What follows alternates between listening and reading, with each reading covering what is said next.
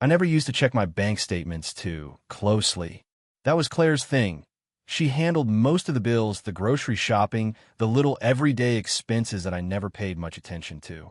I worked hard, made decent money, and as long as nothing seemed out of the ordinary, I didn't see a reason to scrutinize every transaction. That's how trust worked in a marriage, right? You don't count every dime, don't double-check every step your wife takes. At least, that's what I used to believe. But something changed a few weeks ago. I noticed a couple of strange charges, small amounts, nothing outrageous. Just things that didn't seem to fit.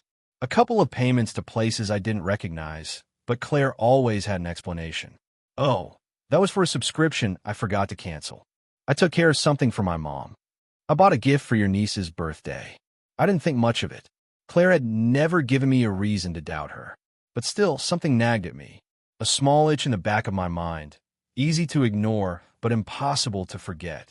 So, that morning as I sat at the kitchen table with my coffee steaming beside me, I pulled up my online banking app and started scrolling. Just out of curiosity, just to put my mind at ease. And that's when I saw it. The payments were regular. Same amount. Same recipient. Every single week. Oxford Language Learning Services. My brow furrowed as I stared at the name. I never heard of it before.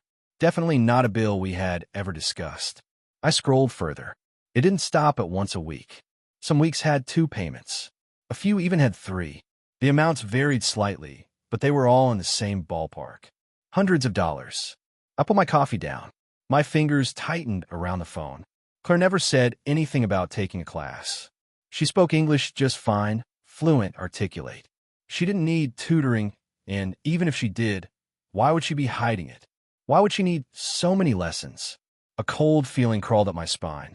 I went further back in history. The payment started 3 months ago. Before that, nothing. Just regular purchases, groceries, restaurants, the occasional online order. Then suddenly, like clockwork, weekly payments to a tutor. The itch in my mind turned into something heavier. A weight pressing against my ribs. This wasn't some one-time thing. This wasn't some quick, forgettable expense. This was deliberate. For a moment, I tried to rationalize it. Maybe she needed lessons for work. But Claire worked in marketing. She wrote emails and social media posts. If she wanted to improve her writing, she could have used a free online tool. And even if she wanted real lessons, why would she keep it from me? Why would she be paying for extra sessions some weeks? Another possibility crept in. I didn't want to entertain it, didn't want to go down that road, but it was already there, sinking its claws into my brain. What if this wasn't just tutoring? I exhaled sharply, my grip on the phone tightening. I wasn't the kind of man who got paranoid over nothing. I wasn't the jealous type. I didn't dig through my wife's texts, didn't track her location, didn't demand explanations for every little thing she did. But something about this felt wrong. And the worst part? She had been lying to me for months. I stood up from the table, my chair scraping against the floor. My coffee had gone cold, untouched. I wasn't going to sit here and drive myself crazy, imagining worst-case scenarios. If Claire was hiding something, I was going to find out. And I had a feeling I wasn't going to like what I discovered.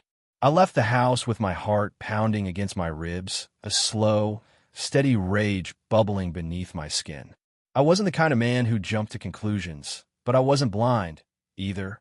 The moment I saw those transactions, something inside me shifted.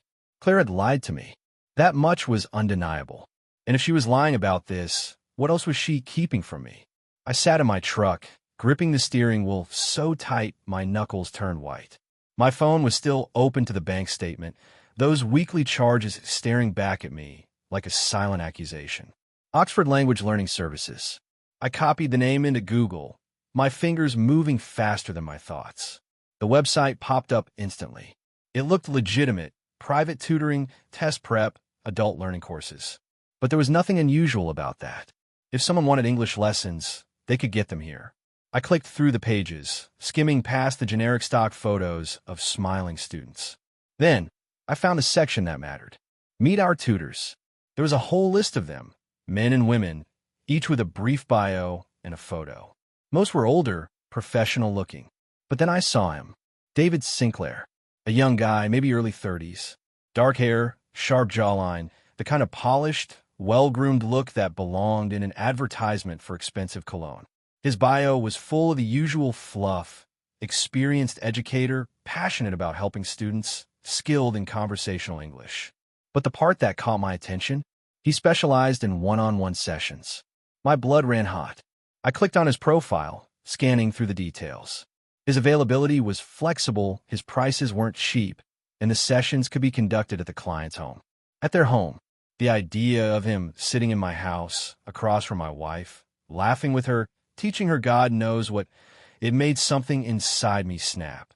I went back to my transaction history. The payments were too frequent, too expensive to be casual tutoring. Claire wasn't just taking a lesson here and there. She was paying him regularly. She was paying him a lot, and I had never once heard his name. I clenched my jaw, my mind racing. I needed more. I needed to know exactly what was going on. Because if Claire was screwing around behind my back, if she was dumb enough to bring him into our home, I wasn't going to sit there like some clueless fool. I tapped out a text. "Hey, what time are you getting home tonight?" It took a couple of minutes before she responded. "Not sure yet. Got some stuff to finish up." "What?" I stared at the message. Stuff to finish up? What did that mean? Her job didn't have unpredictable hours. She worked from home most days. I took a slow breath through my nose. Calm down. Don't jump to conclusions. I needed proof. Something concrete. And I knew exactly where to start. I put the truck in reverse and backed out of the driveway. I was going to see for myself exactly what my wife had been doing behind my back. I drove through the neighborhood, my fingers gripping the steering wheel so tightly that my knuckles ached. The morning sun was bright, but it did nothing to burn away the cold, hollow feeling that had settled in my gut. I kept replaying the bank statement in my head. 3 months. 3 months of secret payments. 3 months of Claire smiling at me like nothing was wrong, kissing me goodbye in the mornings, lying next to me at night. And all that time, there had been something else. Someone else. I wasn't a fool. I knew how these things started. First, it's harmless. Just a tutor, just a conversation, just a little extra time together. Then, it's a friendship, a connection. And then, before you even realize it, your wife is looking at some other guy the way she used to look at you. I clenched my jaw. No, I wasn't going to let this slide. My first stop was Claire's office, or at least what was supposed to be her office. She worked from home most days, but on occasion, she'd go into the company's small downtown space for team meetings. Or so she said. I pulled into the parking lot of the office building, cutting the engine. Her car wasn't there. A slow burn of anger crept up my spine. I checked my phone. No new messages. She said she had stuff to finish up. That was her exact excuse. If she wasn't here, then where the hell was she? I sat there for a moment, staring at the empty parking spot where her car should have been. Then, an idea hit me. I went back to the tutor's website. David Sinclair. I scrolled to the bottom, searching for an address, a contact number, something, and then I saw it. Sessions available at clients' homes, cafes, or our private office space on Wexler Street. Wexler Street. It wasn't far. A sharp, bitter taste filled my mouth. If Claire wasn't at work, there was a chance she was there. I started the truck and peeled out of the parking lot, the engine growling as I headed toward Wexler Street. I wasn't even sure what I planned to do when I got there. I just knew one thing. I was done sitting around and wondering. I was going to get answers. Wexler Street was lined with small businesses, boutique shops, coffee spots, and a handful of office suites for private businesses. I slowed as I neared the address from the website. The building was clean, modern, the kind of place where professionals rented out small workspaces to meet with clients. I parked across the street, my eyes scanning the lot. And that's when I saw it. Claire's car. A cold wave of fury washed over me. She was here. I gripped the steering wheel, breathing slowly through my nose, trying to keep my pulse steady. I wasn't stupid. I wasn't about to go barging in there, making a scene, only to find out she was actually taking some stupid English lesson. But I also wasn't about to drive away and pretend I didn't just see proof that she had lied to me. I needed to be smart. I needed to be sure. I opened my phone again, scrolling through Claire's messages. She hadn't texted me anything else. Nothing about staying late or grabbing coffee with a friend. I exhaled, then tapped her contact and called her. The phone rang. Once, twice, then it stopped. Straight to voicemail. I tightened my grip, my jaw clenching so hard it hurt. She sent me to voicemail. I ran a hand over my face, inhaling slowly. There was no more maybe, no more what ifs. Something was going on, and I was going to find out exactly what. I sat in my truck, my pulse hammering in my ears. Claire's car was parked right there, in front of his office. The same office she'd never once mentioned. The same place she was secretly funneling money into week after week. She had lied to me. Not just a small lie. Not some forgotten detail. A deliberate, premeditated deception. I stared at my phone, my jaw clenched so tight it felt like my teeth would crack. She sent me to voicemail. That wasn't just bad timing. That was intentional. She saw my name pop up, hesitated, and then made the conscious decision to ignore it. And for what? Because she was sitting across from him? Because she didn't want me to hear something in the background? Because she was doing something she wasn't supposed to be doing? My fingers hovered over my screen, tempted to call again. But I already knew she wouldn't answer. I could feel it in my gut. The same gut instinct that told me something was off when I saw those damn payments. I turned off the engine, gripping the door handle. I could storm inside right now. Throw the door open, catch her in the act. Confront her and this David Sinclair face to face. But no, that would be giving her an easy way out. If I burst in, she'd have an excuse ready in seconds. Oh, it's just a lesson. Oh, I meant to tell you. Oh, you're overreacting. I knew her too well. No, I wasn't going to let her talk her way out of this. I needed proof. I needed to see it for myself. I stepped out of the truck, keeping my head low as I walked across the street. The office building wasn't huge, just a simple, two-story business complex with glass doors and a directory listing all the tenants inside. I scanned the names. Suite 2B, David Sinclair, language tutor. I clenched my jaw. I walked past the entrance, keeping to the sidewalk, making my way toward the side of the building. If she was inside, I wasn't going to barge in like some idiot. I needed to see her. See them. I rounded the corner and found myself in a narrow alleyway. The building had large windows, and my stomach twisted when I saw Suite 2B printed on one of them. And then I saw them. Claire, sitting at a small table, leaning forward slightly, her hair pushed back behind her ear. And him, David Sinclair, sitting across from her, his hands moving as he spoke, a casual, easy smile on his face. It was a lesson. At least, that's what it looked like. There were papers on the table, a notebook, a laptop open between them. Claire was nodding, listening, engaged. For a brief second, I felt something in my chest unclench. Maybe, just maybe, I had been wrong. Maybe this was just some ridiculous misunderstanding. And then it happened. Claire laughed. Not just a polite laugh. Not the kind you give when someone makes a bad joke. A real, genuine, too familiar laugh. The kind I hadn't heard from her in months. And then she touched his arm. It was quick. A small thing. Just a light touch. A press of her fingers against his wrist as she smiled at him. But it was too much. Too natural. Too comfortable. Too intimate. A slow, burning fury coiled in my stomach. This wasn't just some lesson. This wasn't just extra tutoring. I knew that look on her face. I had seen it before. She liked him. I clenched my fists, forcing myself to breathe.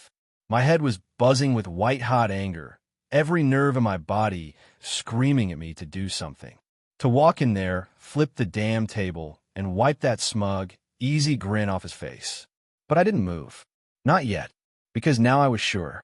And that meant I was going to do this my way. Claire had been lying to me. For months.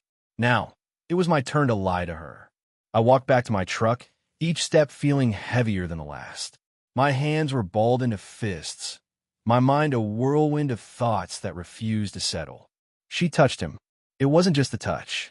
It was the way she laughed, the way she leaned in, her body language completely open to him, the way she looked at him. I used to be on the receiving end of that look. Now, I was just a fool paying for their time together. I climbed in my truck, gripping the steering wheel so tightly my fingers ached. My entire body was wired with anger, but I forced myself to sit still. I needed a plan. I wasn't going to rush in there like an idiot. Claire would just play dumb, act confused, turn around on me. Why are you spying on me? Why don't you trust me? That was what cheaters did. They flipped the script. They made you feel like the bad guy. No, I wasn't going to let her weasel her way out of this. I was going to catch her red-handed, and then I was going to ruin her. I unlocked my phone and opened our shared cloud storage. Claire and I had a folder where we kept documents, receipts, even old vacation photos. It wasn't something we checked often, but I knew one thing. Claire never thought about cybersecurity. I scrolled through the files. Then, I found what I was looking for. Her schedule. She had uploaded it months ago. One of those detailed planners where she blocked out her days with different colors. She liked to stay organized. My stomach twisted as I scrolled through it. There it was. Every Tuesday and Thursday, Oxford Language Learning, 1 p.m. to 2:30 p.m. She had been planning this, organizing it like it was just another appointment, just another errand to run. I tightened my grip on the phone. I kept scrolling. There were notes attached. Extra session Friday. Reschedule lunch with Mark. Mark, that was me. She had moved plans with her own husband to make time for him. A sharp, bitter laugh escaped my throat. I sat there, my rage simmering, my mind calculating my next move. The trap. When I got home that evening, Claire was already in the kitchen, humming to herself as she stirred something on the stove. She turned when she heard me walk in, flashing me a warm smile like she hadn't just spent her afternoon flirting with another man. "Hey, babe," she said casually, wiping her hands on a dish towel. "How was your day?" I set my keys down on the counter, my expression unreadable. "Fine. Just work." I watched her closely. I knew how to read her. I knew the small tells, the flicker of hesitation, the way her hands moved a little too quickly when she was nervous. But right now, she looked completely at ease, because she didn't know that I knew. And that was the only advantage I had. "You?" I asked, keeping my voice even. "Oh, same old," she said with a soft chuckle. "Meetings, emails, the usual." "Meetings." I almost laughed. She didn't even hesitate, just lied to my face. I leaned against the counter, watching her as she plated our food. "Hey, I was thinking maybe we should take a little trip, just the two of us." Her hands paused for just a fraction of a second before she continued moving. "Oh," she said lightly, "where are you thinking?" "Somewhere quiet. Maybe a cabin upstate, just to get away from everything for a weekend." She smiled, but there was something careful about it now. "That sounds nice." She was lying. She wasn't going to agree to a weekend away, because that would mean missing him. I was about to find out just how deep this betrayal went. The confirmation. The next morning, I left for work like usual. Or at least, that's what I let Claire believe. Instead of heading to the office, I drove a few blocks away, parked, and waited. And at exactly 12:30 p.m., Claire walked out of the house, dressed a little too nicely for a casual afternoon. She got in her car and drove off. I followed. I already knew where she was going, but I needed to see it happen. She didn't go to her office. She didn't stop for coffee. She went straight to Wexler Street. To him. I parked a little farther down, watching as she got out of her car and walked inside. She didn't hesitate, didn't look around. She wasn't worried about getting caught, because she didn't think she would get caught. I checked the time. 12:55 p.m. She was early. I clenched my jaw. She wanted extra time with him. I sat there, staring at that building, feeling the final pieces of my marriage fall apart in my mind. It wasn't just suspicions anymore. It wasn't just a few weird charges on a bank statement. My wife was cheating on me. And now, she was going to pay for it. I sat in my truck outside that building, my hands gripping the steering wheel so tightly that my knuckles ached.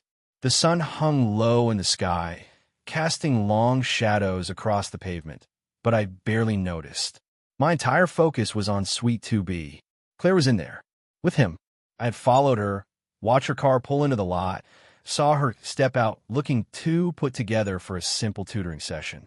The same way she had been every Tuesday and Thursday for the past 3 months. And now, she was in there, sitting across from him, talking, laughing, touching him like she used to touch me. I wasn't stupid. I had been patient. I had waited, watched, gathered proof. And now, I was going to make my move. I exhaled, forcing myself to stay calm. Not yet. Storming in there now would be too easy for her. She'd play innocent, act confused, twist the blame back on me. No, if I was going to do this, I needed to do it right. I pulled out my phone and tapped into our shared phone plan account. Claire and I had been on the same plan for years, and she had never once thought to lock me out of it. Her call history, her texts, her location. It was all right there. I scrolled down, and my stomach twisted into knots. The same unknown number. Hundreds of messages. Late at night. Early in the morning. Lunchtime. Weekends. She had been talking to him all the time.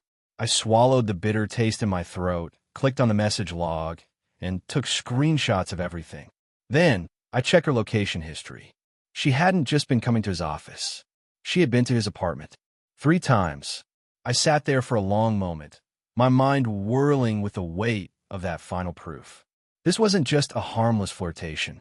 This wasn't just some stupid mistake. This was an affair. A full-blown, premeditated betrayal. I exhaled slowly, trying to keep my hands steady. I wasn't going to lose control. Not yet.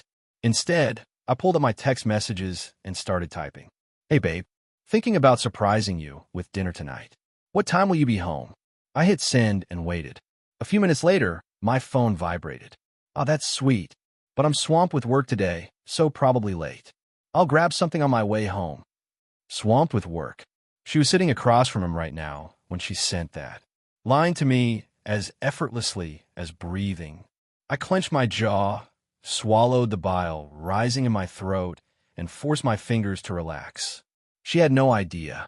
She thought I was just some blind, trusting idiot who would never question her. She thought she had me fooled. I sat back in my seat, tapping my fingers against the steering wheel as I consider my next move. I could storm in there right now, catch her in the act. But that was too easy. It wouldn't be enough. She'd cry. She'd beg. She'd twist the truth, gaslight me, make excuses. No, I wasn't going to let her talk her way out of this. I wasn't just going to expose her. I was going to destroy her. The setup. When I got home that evening, Claire was already there. She was in the kitchen, humming softly to herself as she stirred something on the stove. She looked up when she heard me walk in and flashed me a warm smile, like nothing had happened.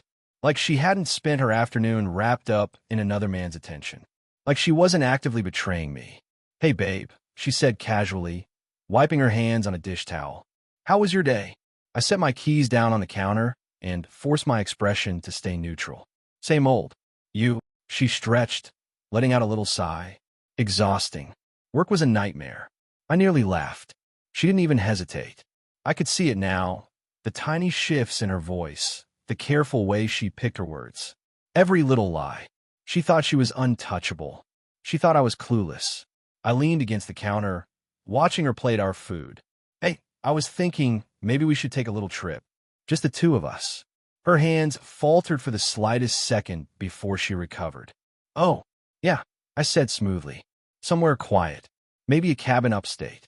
Just a weekend away. She smiled, but I could see it now. The calculation. She was already trying to figure out how to get out of it. She wouldn't agree to it. Not because she didn't want to go, but because she wouldn't want to miss him. And when she gave me some excuse, I'd have my answer. The confirmation. The next morning, I got up early and left for work as usual. Only this time, I didn't go to work. Instead, I parked a few blocks away and waited. And at exactly 12:30 p.m., Claire walked out of the house. She was dressed too nicely. Hair styled. Makeup done. Not for me. For him. I watched as she got in her car and drove off. I already knew where she was going, but I followed anyway. Straight to Wexler Street. Straight to him. I parked a little farther down and watched as she stepped inside. Didn't hesitate. Didn't even look around. She wasn't worried about getting caught, because she didn't think she would get caught. I checked the time. 12:55 p.m. She was early. She wanted extra time with him. I sat there, staring at the building, my entire body rigid with cold, simmering rage. It wasn't just a suspicion anymore. It wasn't just a gut feeling. It was real. My wife was cheating on me. And now, she was going to pay for it. The last straw. I didn't go home that night. Instead, I went to a bar, had a drink, and let myself think. Claire didn't deserve a confrontation. She didn't deserve a screaming match. She deserved consequences. By the time I got home, she was already in bed. She looked up when I walked in, smiling sleepily like she hadn't just spent the afternoon with another man. Hey, babe, she murmured, stretching. How was your day? I set my keys down slowly, meeting her gaze. Same old. You. She yawned. exhausting. Work was a nightmare. I nodded. Yeah, I said. I bet it was. And with that, I turned off the light. I wanted her to sleep soundly. Because tomorrow, she was going to wake up to a nightmare. I lay in bed that night, staring at the ceiling, my mind churning like a storm that wouldn't settle. Claire's breathing was slow, and even beside me, completely at peace, as if nothing was wrong. As if she hadn't spent the afternoon sitting across from another man, touching his arm, laughing at his jokes, and lying straight to my face. I turned my head slightly, watching her in the dim light filtering through the curtains. How long had I been sleeping next to a stranger? Because that's what she was now. A stranger. A liar. A cheater. And she had no idea that her world was about to burn. I inhaled slowly, forcing my rage down into something controlled. I didn't want a messy confrontation. That's what she would expect. Anger, yelling, maybe a few broken dishes. But that wasn't going to happen. I wasn't giving her the satisfaction of playing the victim. I wasn't going to let her cry her way out of this. She had made her choices. Now, it was time for her to live with them. The first strike. The next morning, I got up earlier than usual. Claire was still asleep, her hair spread out across the pillow, completely unaware that her perfect little double life was about to end. I grabbed my phone and stepped out of the bedroom, heading downstairs where I had more privacy. I had already taken screenshots of her call logs and messages with David Sinclair. But now, it was time to take a step further. I logged into our shared cloud storage and backed up every single screenshot, every payment to Oxford Language Learning Services, every text message sent at 1 a.m., every location pin that placed her inside his apartment. And then I did something that made my blood run ice cold. I copied his phone number and searched it on WhatsApp. His profile popped up instantly. And his profile picture? A mirror selfie. Shirtless. Smug grin. Like he had nothing to hide. Like he knew he was screwing another man's wife and wasn't the least bit ashamed. My fingers curled into fists. I clicked his profile, my thumb hovering over the message button. It would be so easy. Just one text. One warning. But no, that was what he would expect. I wasn't coming after him. I was coming after her. The second strike. After breakfast, Claire kissed me on the cheek like she did every morning, smiling like she hadn't been lying to me for months. She packed up her laptop, grabbed her coffee, and headed out the door. And, right on schedule, she didn't go to work. She went to him. I followed at a distance, keeping my truck 2 cars behind her, watched as she pulled into the same parking lot, parked in the same space, and walked into the same damn sweet 2B. Like clockwork. Like I was nothing but an afterthought. By the time she walked inside, I was already on the phone, dialing her work. Hey, I said when the receptionist answered. This is Mark Peterson. My wife, Claire, works there, and I just wanted to check. She said she had a big meeting today. Any idea what time she'll be done? A pause. Then, Claire. The woman sounded confused.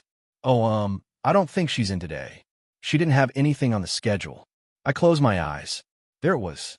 The final nail in the coffin. Got it, I said, forcing my voice to stay neutral. Thanks. I hung up, and then I sent her a message. Hey, just checking in. How's work? I sat there in my truck, watching the entrance to his office, waiting for her to see it. Waiting for her to lie. It didn't take long. Ugh, so busy today. Can't wait for the weekend. My jaw clenched. She didn't even hesitate. She was lying to me in real time. I stared at the message for a long moment, letting the fury settle into something cold and final. And then I made the call I had been waiting for. The final blow. By the time Claire got home that evening, I was waiting for her. She walked through the door, smiling like nothing was wrong, setting her bag down on the counter. Hey, babe, she said, stretching. Long day. I watched her. Waited. She didn't know yet. Didn't know that while she was busy throwing away our marriage, I had been busy doing something of my own. I had called my lawyer. I had pulled every piece of financial documentation I needed. I had filed for divorce, and I had locked her out of our accounts. Her phone plan? Removed. Her credit card? Canceled. The rent? Paid without her name on the lease. She had spent months lying to me, sneaking around behind my back, thinking I was too stupid to notice. She wanted her freedom? She just got it. And now, she was about to realize what that really meant. The end of us, I let her sit through dinner, let her sip her wine, let her enjoy her last few minutes of ignorance. Then, after we finished eating, I finally spoke. I checked your location today, I said, my voice calm. She blinked. What? Your location? I checked it. I leaned back in my chair, watching her carefully. You weren't at work. Her face froze. For the first time, I saw something crack in her expression. She started, but I didn't let her finish. I also checked our phone bill, I continued. Hundreds of messages, calls, and I did some digging. That unknown number. I leaned forward, voice sharp. It belongs to David Sinclair. Her mouth opened, then shut. I nodded slowly. Yeah, that's what I thought. The silence stretched between us, thick and suffocating. Mark, No, my voice was ice cold. Don't. I don't want to hear your excuses. Her face twisted in panic. It's not. It's over. She went pale. What? I filed for divorce today. The words hit her like a slap. I removed you from the accounts. Canceled your credit card. You'll need to find somewhere else to stay by the end of the week. Tears welled in her eyes. Mar, please. No. I stood up, pushing my chair back. You made your choices. Now you get to live with them. And with that, I walked away. For the first time in months, I felt free. And Claire? She was finally facing the consequences of the life she thought she wanted. And I didn't look back.